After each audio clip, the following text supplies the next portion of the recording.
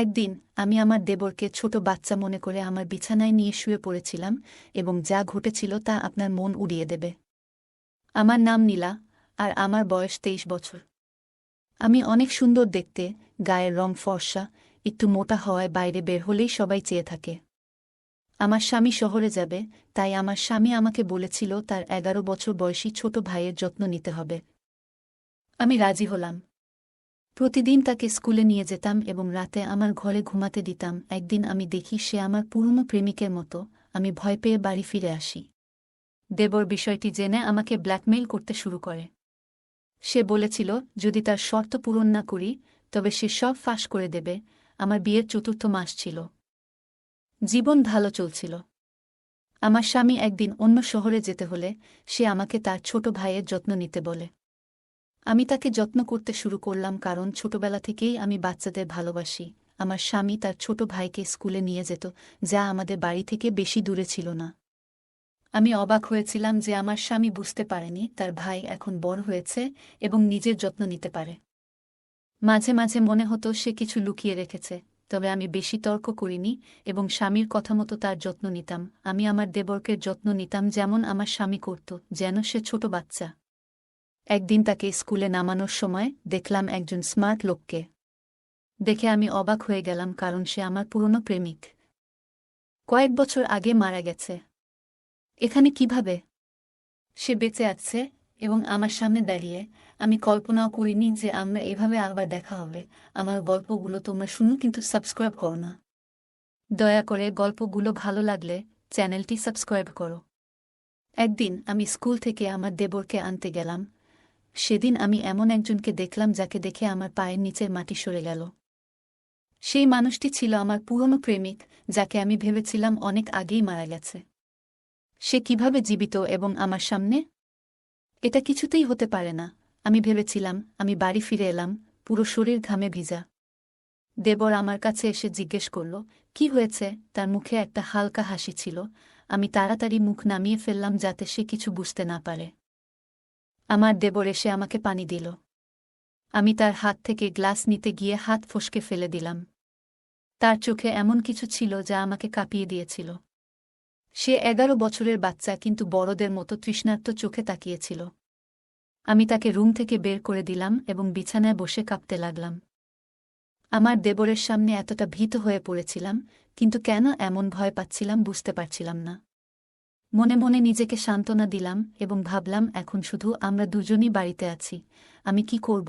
আমার বাবার একটি কথা মনে পড়ে গেল, যে বাড়িতে শুধু 2টি ছেলে থাকে সেখানে মেয়ের বিয়ে দিও না। কিন্তু মা রাজি না হয়ে আমাকে এখানে বিয়ে দিয়ে দিলেন। যদি তখন কেউ বাবার কথা শুনত, আজ আমি এই পরিস্থিতিতে থাকতাম না। আমার স্বামী আমাকে বিয়ে করে খুব যত্ন নিয়েছে, কিন্তু সময়ের সাথে সাথে বাড়ির পরিস্থিতি কঠিন হয়ে উঠল। তাকে আরও কঠোর পরিশ্রম করতে হলো এবং প্রথম চাকরি ছেড়ে নতুন চাকরি নিতে হলো। নতুন চাকরিতে যোগ দেওয়ার কয়েকদিন পর তাকে শহরের বাইরে যেতে হলো। আগে সে শহরের বাইরে গেলে দ্রুত ফিরে আসত, কিন্তু এবার কয়েকদিন থাকতে হবে। আমি তাকে না যেতে বলেছিলাম, কিন্তু সে বলল এটা জরুরি। আমার মা এখন আর বেঁচে নেই, আর ফুফু এবং বোনেরা সবাই তাদের নিজের ঘরে। কাকে ডাকব?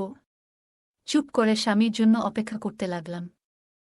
সে যদি কিছুদিন বাইরে থাকে, আমার জীবন আরও কঠিন হয়ে যাবে। একদিন আমি আমার দেবরকে স্কুলে নামাতে গিয়ে দেখলাম সে আমার দিকে তাকিয়ে আছে।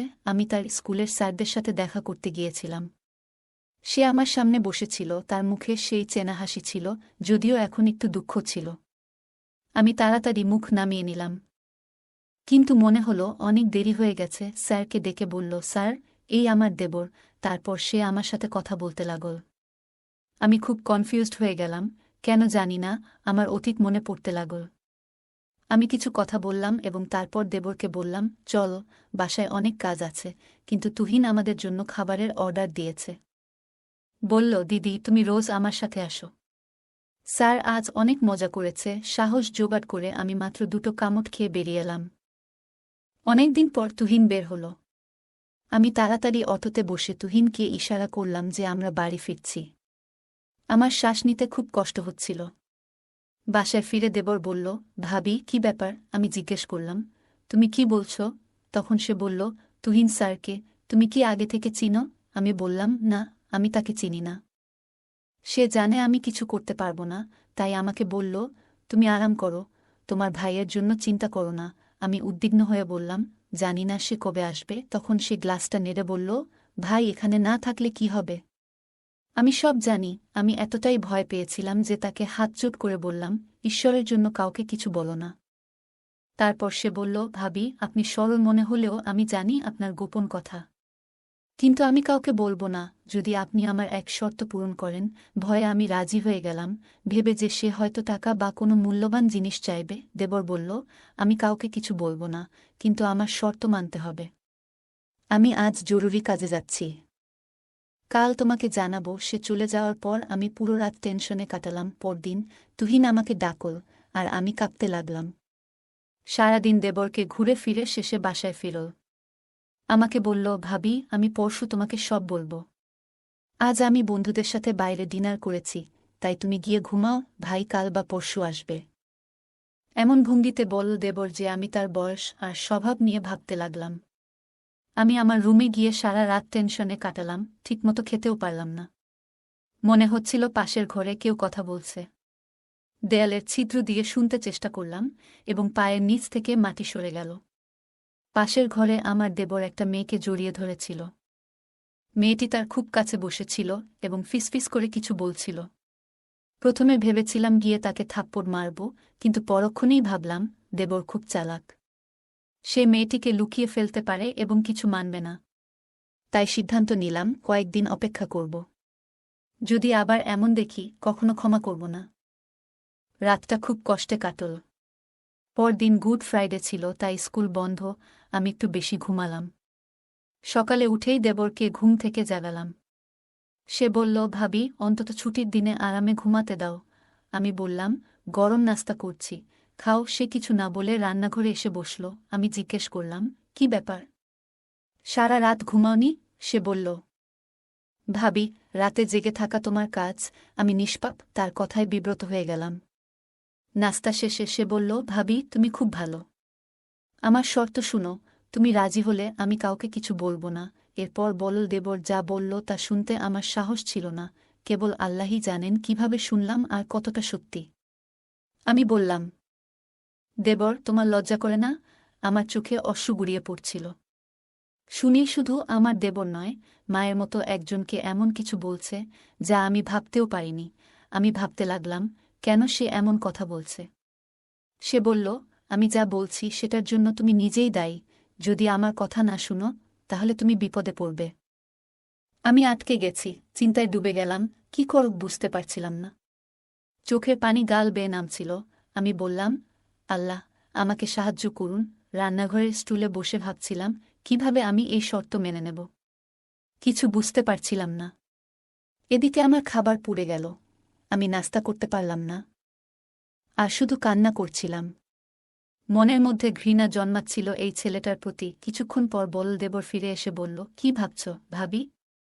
তুমি তো আমার মায়ের মতো, কেন আমাকে কষ্ট দিচ্ছ? তার প্রতিটি কথায় আমার মন চাচ্ছিল তাকে থাপ্পড় মারতে, কিন্তু নিজেকে সংযত করলাম। দেবর বলল, ভাবি আজ রাতে রেডি হয়ে যাও। আমি শুধু প্রার্থনা করছিলাম, হে আল্লাহ, দিনটা দীর্ঘ করো, রাত যেন না আসে, কারণ এই রাত আমার জীবন ধ্বংস করতে চলেছে। কিন্তু আপাতত আমাকে এটা মোকাবিলা করতে হবে। এই কলঙ্ক আমার জীবনে অন্ধকার নিয়ে আসবে। আমি চুপচাপ বসে দেখলাম দিন ফুরিয়ে আসছে। রাত আসার মানে আমি আর কিছুক্ষণের মধ্যে বিপদে পড়ব। হঠাৎ রাত 9টা বাজল এবং সে রান্না করতে শুরু করলাম। আমি স্নান করে ঈশ্বরের কাছে প্রার্থনা করতে লাগলাম। দরজায় জোরে কড়া নাড়লে আমি দরজা খুললাম না। এই পাপ থেকে বাঁচতে চাইলাম। দরজায় ধাক্কাধাক্কি থেমে গেল। বাইরের দরজা খোলার আওয়াজ পেলাম। তার কাছে ঘরের ডুপ্লিকেট চাবি ছিল, তাই সে ঘরে ঢুকল। আমার দরজায় অনেকবার টোকা দিল, কিন্তু আমি খুললাম না। সে বলল, ভাবি আপনি নিজের জন্য কষ্ট বাড়াচ্ছেন। আপনি যদি নিজের যত্ন না করেন, তবে কে করবে? সে অনেকক্ষণ দরজায় দাঁড়িয়ে কথা বলল, কিন্তু আমি চুপ থাকলাম। আমি সিদ্ধান্ত নিয়েছিলাম আজ রাতে দরজা খুলব না, যাই হোক। সারা রাত শান্তিতে ঘুমালাম। সকালে উঠে রান্নাঘরে গেলাম। দেবরকে বললাম, আজ থেকে তুমি নিজেই স্কুলে যাবে, আমার অনেক কাজ আছে। সে আমার মুখের দিকে তাকিয়ে রইল, কিছু বলল না। ব্যাগ হাতে নিয়ে বেরিয়ে গেল। কিছুক্ষণ পরে আমি তার পেছন পেছন চলতে শুরু করলাম। দেখতে চাইলাম সে কোথায় যায়। যখন তার স্কুলে পৌঁছলাম, গার্ডকে জিজ্ঞাসা করলাম সে পৌঁছেছে কিনা। গার্ড আমাকে জানাল, হ্যাঁ, সে এসেছে। কিছুটা আত্মবিশ্বাস নিয়ে বাড়ি ফিরছিলাম। স্যার তুহিন আমাকে বললেন, তুমি আমার সাথে এমন করলে। আমি দ্রুত হাঁটতে শুরু করলাম। বুঝতে পারছিলাম না কি করব। আমি চলতে শুরু করলাম, কিন্তু বুঝলাম সে একটানা আমাকে অনুসরণ করছে। এক জায়গায় থেমে তাকে বললাম, অতীত ভুলে না গেলে তোমার তখনই চলে যাওয়া উচিত ছিল। এখন আমি আমার জীবনে খুব খুশি। তোমার এসব করা উচিত নয়। সে কিছু বলল না, আর আমি বাড়িতে ফিরে অবাক হলাম, দরজার তালা খোলা। আমি খুশি হলাম স্বামীকে দেখে যে সে আগের মতো আর হাসছে না, তবে তাকে জড়িয়ে ধরলাম। তার আচরণে খুশি হলেও হঠাৎ এমন পরিবর্তনে চিন্তিত হলাম। মনে হল দেবর হয়তো কিছু বলেছে। গোসল সেরে বললাম, নাস্তা রেডি। সে ঠান্ডা সুরে উত্তর দিল, আমি নাস্তা করে এসেছি। আমি সুনীলকে জিজ্ঞেস করলাম, কিছু ঘটেছে? সুনীল বলল, অনেক কিছুই ঘটতে যাচ্ছে। তুমি মজা করো। আমার মনে আল্লাহর কাছে প্রার্থনা করছিলাম, আমাকে এই কষ্ট থেকে রেহাই দাও। আমার মধ্যে দেবরের জন্য অনেক ঘৃণা জমেছিল। আমার স্বামী বলল, কিছুদিন মায়ের কাছে যাও, কিন্তু আমি যেতে চাইনি, কারণ আমার স্বামী অনেক দিন পর বাড়ি ফিরেছে। তবে আল্লাহর পরিকল্পনা ভিন্ন ছিল। সন্ধ্যায় বাড়ি থেকে ফোন এল, ছোট ফুফুর অবস্থা খুব খারাপ। আমাকে দ্রুত যেতে হবে। বাড়ি গিয়ে দেখি বাড়ির বাইরে একজন বসে আছে। সে আর কেউ না, আমার পুরনো প্রেমিক তুহিন। তুহিন আমাকে আসতে দেখেনি। রুমে ঢুকে আমি ফুফুর কাছে যাই, দেখি ফুফু বসে আমাকে দেখে হাসছে। আমি তাকে বললাম, তুমি তো ভালোই আছো, তাহলে কেন মিথ্যা বলে আমাকে এখানে নিয়ে এলে? তখন ফুফু বলল, বাইরে যে লোকটি বসে আছে সে আমার ছোট মেয়েকে বিয়ে করার জন্য এসেছে, তাই তোকে এইভাবে ডেকে আনছি। না হলে তো আর আসতি না। তারপর আমি তুহিনের সাথে দেখা করলাম, অনেক কথা তাকে বললাম। সে এখনো হয়তো আমাকে ভালোবাসত, কিন্তু সে আর কিছু আমার কাছে প্রকাশ করেনি, তাই আমিও আর কোনো কিছুই প্রকাশ করিনি। আমি আমার স্বামীকে ফোন দিয়ে তার ভাই সহ এখানে ডেকে আনলাম, যাতে তারা আমার বোনের বিয়েতে থাকতে পারে। তারা চলে আসলো। আমার স্বামী আমার উপর অনেক রেগেছিল। আমি তাকে বাইরে নিয়ে আমার প্রতি তার ছোট ভাইয়ের নির্মমতার কথা জানালাম, যে তার ভাই আমার সাথে কি কি করছে। আমার কথা শুনে আমার স্বামী অবাক হয়ে যায় আর বলে, ঠিক আছে, তাহলে আমি এখন আমার ভাইকে বাড়িতে রাখব না, ওকে বাইরে রেখে পড়াশোনা করাব। আমি তার কথা শুনে অনেক খুশি হলাম। আমি তাকে কান্না করতে করতে জড়িয়ে ধরলাম। গল্পটা কেমন লাগলো জানাতে ভুলবে না। আরও মজার মজার রোমান্টিক গল্প শুনতে চাইলে ভিডিওটি লাইক, শেয়ার এবং চ্যানেলটি সাবস্ক্রাইব করতে ভুলবে না। ধন্যবাদ।